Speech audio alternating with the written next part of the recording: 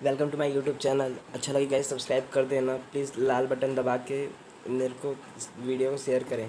सुनिए, हाँ, एनसीबी के द्वारा रिया टूट गई और गिड़गिड़ा के चिल्लाने लगी कि मैं पूरा सच बताऊंगी मगर मेरे भाई को अब हाथ ना लगाएं। रिया के भाई को 2 दिन से कंटिन्यू मारा जा रहा है और सच उगाला जा रहा है, तो उसका भाई बार बार यही चिल्ला चिल्ला के कह रहा है कि मैं अपनी बहन के कहने पे सब कुछ करता था।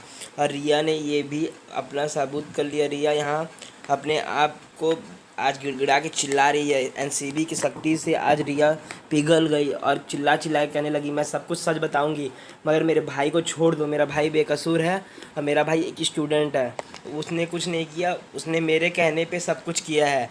बस यही रिया चिल्ला चिल्ला के कह रही है कि मेरे भाई को छोड़ दो। और रिया के साथ उसके बाप को भी एनसीबी ने रिमांड पे लिया था, उसके बाप को भी यहाँ पर डंडा पड़ा है और उसके भाई को 2 दिन से कंटिन्यू मार पड़ रहा है। और रिया ने ये कहा हाँ, उस दिन मैं ड्रग माफिया के साथ मेरा डील था और मैं सुशांत के फार्म हाउस में एक छोटा सा पार्टी रखती हूँ। छोटे से पार्टी में वहाँ बड़े बड़े एक्टर आते हैं, इसमें 19 लोग का नाम आया मगर उसने अभी नाम को जाहिर नहीं किया। आज का टाइमिंग कम हो गया था इसलिए एनसीबी ने कल रिया को फिर से बुलाया और इसमें ये पता चला है कि उसमें 19 एक्टर एंड पॉलिटिशियन भी हैं जो फार्म हाउस में आया करते थे और ड्रग्स लिया करते थे।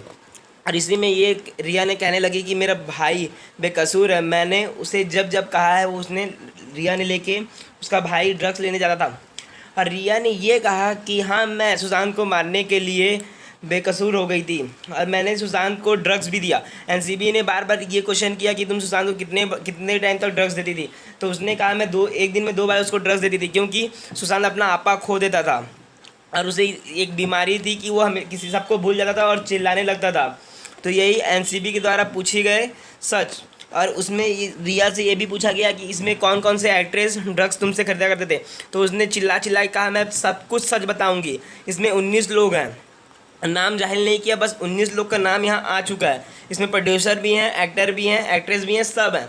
और फार्म हाउस में मैं किटी पार्टी रखती थी और उसमें सब आते थे। और आपने सुना ही होगा करण जौहर के पार्टी में अभी कुछ एक्टर एंड एक्ट्रेस ड्रग्स लेते हुए पकड़ाई थी मगर उसमें अभी तक खुला जैसा नहीं हो पाया है और ये बात अभी तक चल ही रहा है। और इसमें एनसीबी के द्वारा पूछताछ करने से बहुत ही सख्ती हो गई। और रिया से ये भी कहा गया उस दिन सुशांत को 13 जून को तुमने ड्रग्स दिया था, तो रिया ने कहा उस दिन सुशांत ने कोई ड्रग्स नहीं लिया था और सुशांत उस दिन बहुत खुश थे। उस दिन इतना खुश थे क्या कि वो दो फिल्म साइन करके आए थे और उन्होंने वहाँ किटी पार्टी भी दी थी, वहाँ मैं भी थी। उसने खुद अपने मुंह से ये सब कहा। तो एनसीबी ने ये बात पूछा कि आप हमें नाम बताइए जो 19 लोग ये ड्रग्स लेते थे। और उसका बाप इतना पिघल गया था, उसके बाप को भी यहाँ पर एनसीबी ने मार दिया। और यही रिया बार बार कह रही हैं कि मेरे पापा को और सबको छोड़ दो, हम मिडिल क्लास के लोग हैं, हम कुछ नहीं जानते। फिर रिया ने खुद कहा कि मेरा ड्रग डीलर से हाथ था। और इसमें संदीप, दीपेश दोनों इसमें शामिल हैं। दीपेश भी पूरा बात जानता है और मैं बैंक अकाउंट से उसके पैसे मंगवाती थी। और यहीं बस बात चला कि 36,000 रुपये के काजू 36,000 रुपये के काजू मंगवाती थी और उसमें ड्रग्स के साथ दिया करती थी सुशांत को। और इसमें दीपेश और संदीप का भी हाथ है, दीपेश और संदीप भी ये सब बात जानते थे। और उस दिन बात रही 14 जून की, तो दीपेश और संदीप दोनों उसके बगल वाले कमरे में थे और ये बात उसने खुद सीबीआई को बताया। और ये बात जानकर एनसीबी हैरान हो गई। और उस दिन संदीप और दीपेश के स्टेटमेंट गलत होने के खातिर अब सीबीआई ने संदीप और दीपेश को फिर से कल बुलाया है।